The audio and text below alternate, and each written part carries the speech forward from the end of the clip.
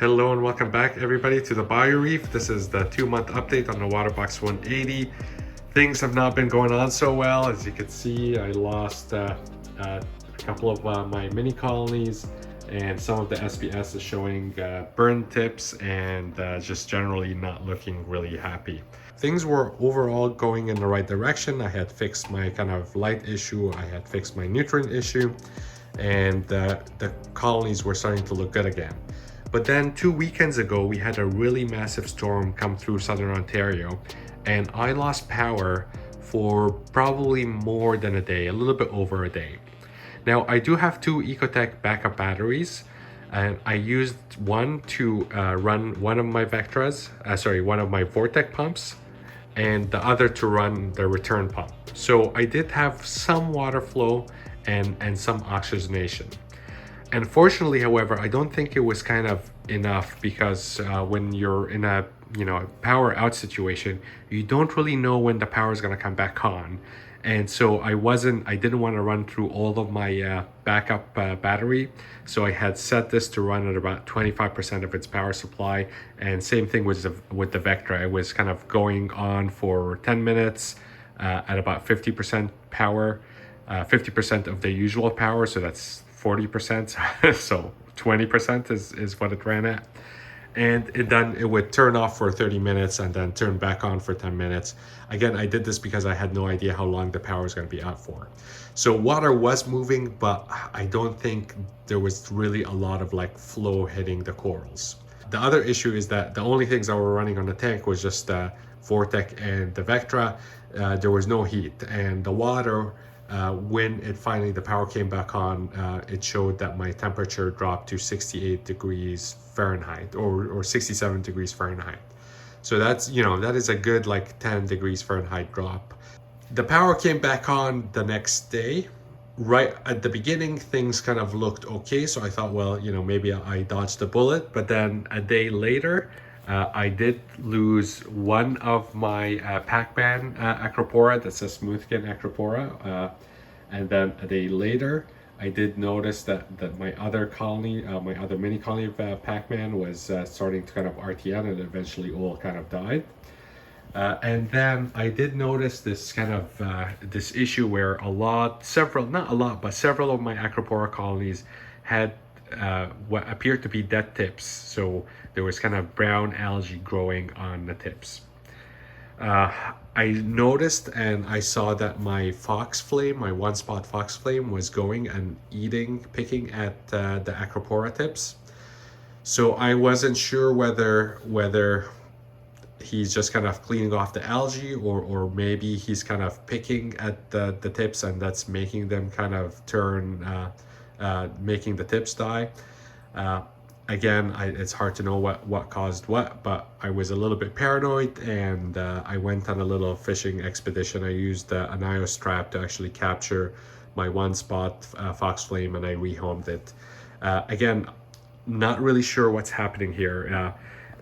All of these events happen after the power out, and I'm not sure whether the lack of flow and the low temperature led the SBS to kind of decline, and then the fox flame was picking on them because he was just kind of feasting on the algae that was growing where the tips were, or whether the fox flame was just going around and nipping, stressing out the corals and leading them to kind of lose some of their tips. I did go around and kind of trim all of the tips that I noticed were turning brown, just to kind of restart, remove all the damaged flesh, and maybe help the corals kind of recover. But you could see that everything looks a little bit pale, and I think my last Pac-Man fragment, it looks like it's on its way to kind of RTNing. Not really sure what's happening. I did send several samples of water for ICP testing in case there's something else underlying this kind of stressed coral phenomena.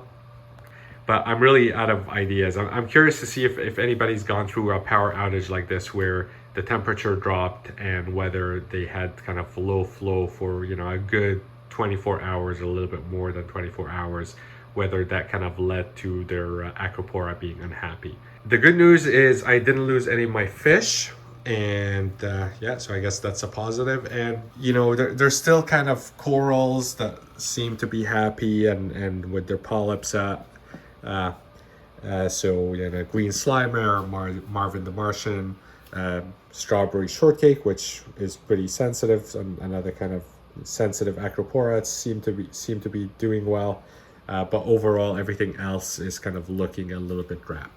So I was actually planning to get a generator for the house. When I was doing the basement reno, I did install a gas line here, points to the backyard. So it would be easy to kind of connect the generator to the natural gas line and run some lines down here. This was on my docket of things to do. But of course, yeah, you know, like Murphy's Law, just like with the lid, how I ordered it and it didn't come on time and I lost a fish. Kind of same thing happened. I was a little bit too slow with ordering the generator, and I could have kind of kept the tank running on a generator really easily. But you know, Murphy's Law. I did now get a generator and I tested that, and it works really well. So next time we have a power outage, I'll just connect the natural gas line to the generator, run power down here, and I'm able to power this entire system essentially for as long as we have natural gas, which typically when we lose electricity, we still have natural gas. The generator also runs on gasoline and propane, so I have lots of options. And in terms of other things that have happened to the tank, I did add 2 new fish. The first one is this baby Desjardins tang. He was quarantined in copper. Very healthy, very happy. Zooms are on the tank. I was not sure how he or she, I guess it's hard to tell, how the Desjardins tang was going to react to the yellowtail tang, the yellow tang, and or the coal tang for that matter. So I did add the Desjardins in an acclimation box, and the other kind of fish kind of ignored him. And then I added him to the display, and I thought it was so cute. He just went straight to the yellow tang and was just kind of hanging around with him the whole time. So as you can see, they're kind of like buddies now, where anywhere the yellow tang goes, the Desjardins follows. The other fish addition to the tank is this little school of 6 blue-eyed cardinal, also known as threadfin cardinal fish, also known as ghost cardinals. They do kind of school together, and they kind of hide and all move in the same direction when another fish kind of comes along and disturbs them. So I quarantined the school with the hybrid tank transfer method, and I thought it worked really well. I started out with 8, but I did lose 2 of them again when I had the power outage. So I did run an electric bubbler to keep oxygen in the water, but unfortunately I couldn't heat the water container. So I think the temperature stress killed a couple, but thankfully the rest were all happy, and you can see they kind of they school really well. So you know, they're small fish, they're perhaps not the flashiest, but I think kind of together the movement that they add to the tank is pretty cool. Okay, so that's it for this month's update. Yeah, not the greatest news, but I guess it could have been worse. So I'll be thankful for that.